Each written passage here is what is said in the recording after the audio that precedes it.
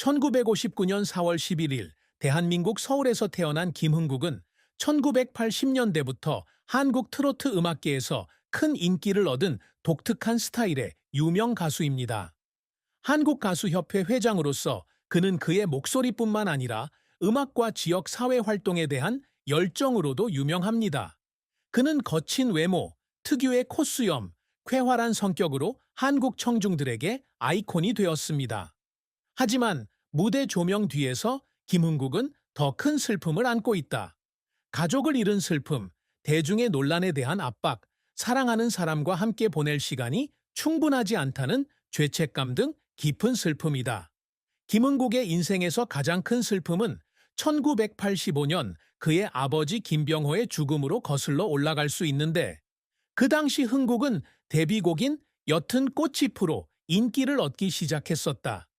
김병호 씨는 예술적 전통이 없는 집안임에도 불구하고 흥국이가 음악을 추구하도록 늘 격려해주는 엄격하지만 사랑스러운 아버지입니다. 그는 갑작스러운 심장마비로 사망했고, 흥국은 자신의 이름을 알리기 위해 첫 공연을 준비 중이었다. 그는 장례식이 끝난 어느 날 저녁 집에서 어머니 박수진 씨에게 아버지가 나를 가장 필요로 할 때 내가 곁에 없었다고 털어놓은 적이 있다. 저는 부산에서 노래를 불렀고 서울로 돌아왔을 때 그는 사라졌어요. 작별 인사를 할 수도 없었고 모든 것에 대해 감사하다고 말할 수도 없었어요. 그 상실로 그는 깊은 죄책감에 시달렸고 그 슬픔을 그는 평생 간직했습니다. 그는 종종 아버지의 무덤인 고향 묘지를 찾아가 흰 국화 꽃다발을 손에 들고 조용히 서서 마치 아버지가 하지 못한 일을 사과하듯이 기도하곤 했습니다. 하지만 슬픔은 가족을 잃는 것으로 끝나지 않습니다. 김흥국의 인생에서 가장 큰 슬픔의 한 겹은 그의 정치적 견해와 관련된 논란과 여론의 압박이었다.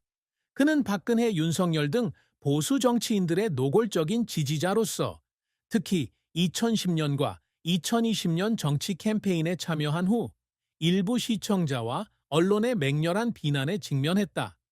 2011년 한나라당, 현 국민의힘을 지지했다는 이유로 라디오 프로그램 김흥국, 김경식의 황혼에서 하차한 뒤 MBC 본사 앞에서 1인 시위를 벌인 것이 비난의 초점이 되었다. 그들은 나를 반역자, 정치가수라고 불렀습니다.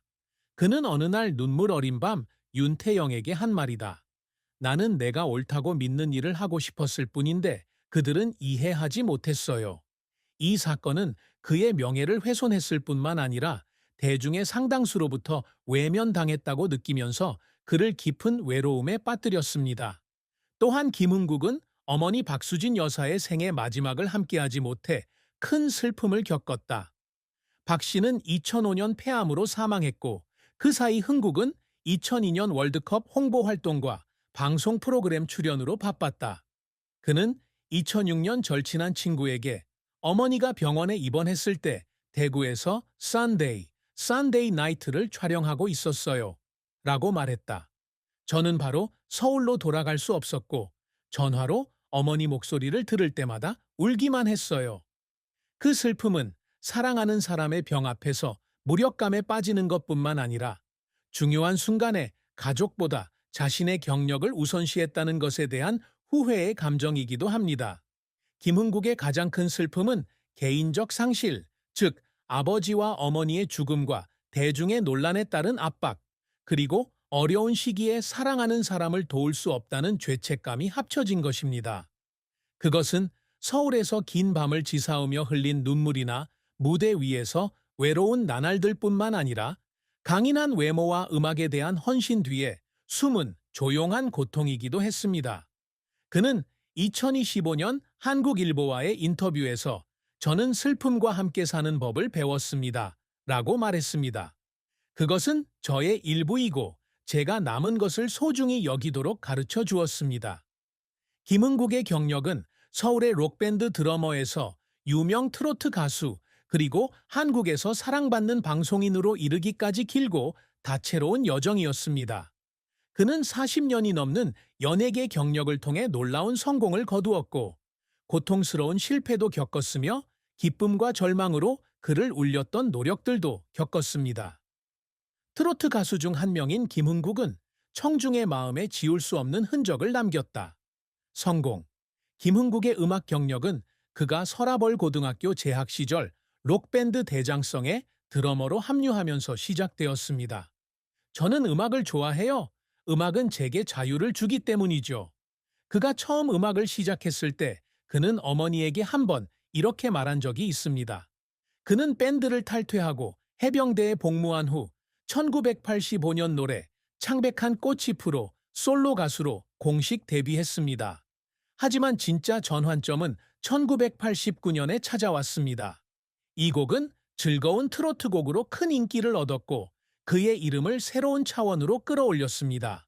그는 노래가 차트 상위권에 오른 뒤 윤태영에게 라디오에서 타이거 버터플라이를 듣고 울었어요 라고 말했다. 나는 그것을 할 수 없을 것 같아요. 이 노래로 그는 제4회 골든디스크 어워즈에서 인기상을 수상하였고 MBC 10대 가수상을 수상하면서 그의 음악적 경력의 정점을 이루었습니다. 그는 호랑이 나비에 이어 1991년에 발표한 또 다른 트로트곡 왕상리로 성공을 이어갔으며 이 노래는 한국 가요계에서 그의 지위를 굳건히 하는 데 큰 역할을 했다. 김흥국은 음악 활동 외에도 일요일이 좋다, 선데이 나잇, 야간 탐정 등의 프로그램에 출연해 유머 감각과 청중과의 친밀감을 과시했다. 그는 2010-2011년 라디오쇼 김흥국, 김경식의 황혼의 진행자로도 잘 알려져 있으며 이 프로그램에서 그는 일상적인 이야기를 통해 청취자와 소통했다. 그는 2010년 KBS와의 인터뷰에서 시청자들에게 저를 가수로서 뿐만 아니라 친구로서도 보여드리고 싶어요 라고 말했다. 2023년에는 한국가수협회 회장으로 선출되어 음악 산업에 미치는 그의 영향력과 명예를 입증했습니다. 실패. 하지만 김흥국의 경력은 실패 없이는 이루어지지 않았습니다. 타이거 버터플라이의 성공 이후 그는 1990년대 초반에 워블링과 스크래칭 등 새로운 노래를 시도했지만 예상했던 만큼의 반응을 얻지 못했다. 관객들이 돌아서는 것을 보고 울었어요. 그는 1992년에 가까운 친구에게 이렇게 말했다. 더 할 수 있을 거라고 생각했는데 그들은 신경 쓰지 않았어요. 더 큰 좌절은 2011년에 찾아왔다. 한나라당을 지지했다는 이유로 MBC에서 라디오쇼에서 하차한 것이다.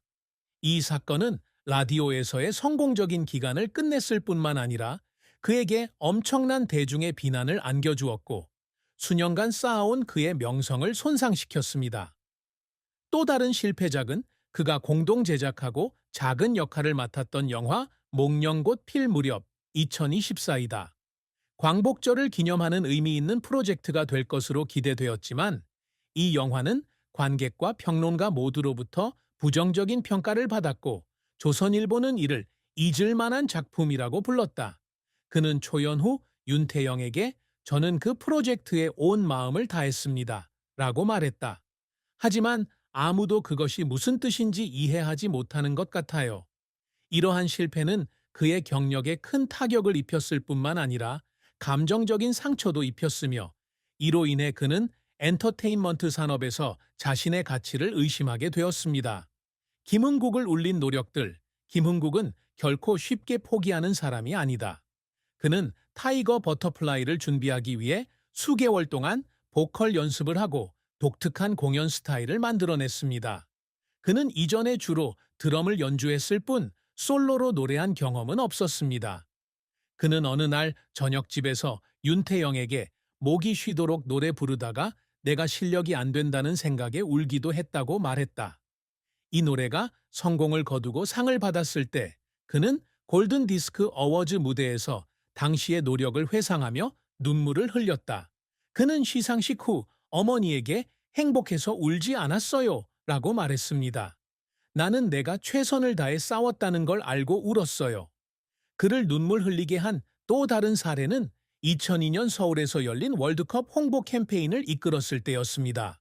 그는 축구 팬으로서 콘서트부터 한국팀을 응원하는 웹사이트 제작까지 다양한 이벤트를 조직했습니다. 그는 2010년 한 방송에서 시청자들에게 2010년 남아공에서 한국팀이 16강에 진출했을 때 울었어요. 라고 말했습니다. 약속대로 수염을 깎았지만 기쁨의 눈물이었어요. 김흥국의 눈물은 그의 끊임없는 인내와 열정의 증거이며 실패를 일어서기 위한 동기로 바꾸었습니다. 김흥국은 맹목적으로 명예나 돈을 추구하는 사람이 아니다. 그에게 있어 가장 큰 업적은 음악을 통해 사람들을 연결하고 자랑스러운 아버지가 되고 차세대를 위해 유산을 남길 수 있는 능력에 있습니다.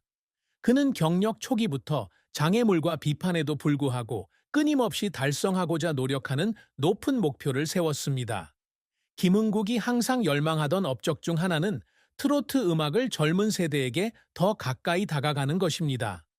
그는 2023년 MBC와의 인터뷰에서 제가 좋아하는 것처럼 트로트를 좋아해 주셨으면 좋겠다고 말했다. 타이거 버터플라이와 왕상리는 모든 연령대의 관객에게 어필하기 위해 전통적인 스타일과 현대적인 재미를 결합함으로써 이러한 여정에서 큰 진전을 이루었습니다. 2023년 한국가수협회 회장에 취임한 것은 이 음악 장르를 보존하고 발전시키려는 그의 노력에 대한 증거다. 그는 언젠가는 앨범이나 TV쇼를 제작해 트로트를 국제적인 청중들에게 알리고 싶어 합니다. 그는 회장으로 선출된 뒤 윤태영에게 주현, 동현이가 아버지의 음악을 자랑스러워하는 사람이 되길 바란다고 말했다. 김흥국이 지향하는 두 번째 성과는 가수라는 역할에 국한되지 않은 다재다능한 아티스트가 되는 것이다. 그는 2015년 KBS 연설에서 저는 단순히 호랑이 버터플라이를 부르는 사람이 되고 싶지 않습니다. 라고 말했다. 일요일 밤의 AMC부터 코미디 게스트까지 텔레비전에서 맡은 그의 역할은 그가 더 많은 것을 할 수 있다는 것을 증명하기 위한 단계였습니다. 그는 또한 2002년 월드컵 캠페인과 같은 지역 사회 활동에 참여하여 사회에 대한 열정을 보여주었습니다.